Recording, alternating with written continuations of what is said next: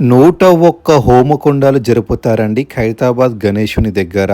మీరు నమ్మరు, ఉదయం 6 గంటల నుంచి 9 గంటల లోపు ఈ కార్యక్రమం జరుగుతుంది.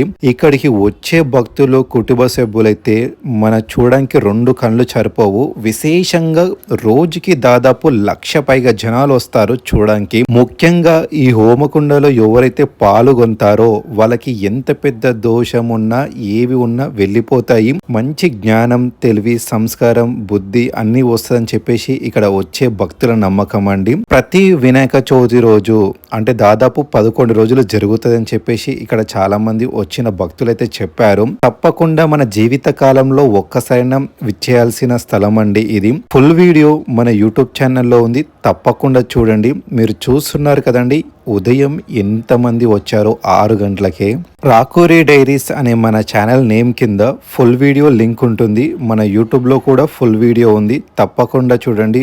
మరిన్ని దేవాలయాల వీడియోల కోసం మన ఛానల్ని సబ్స్క్రైబ్ చేయండి. జై గణేష్.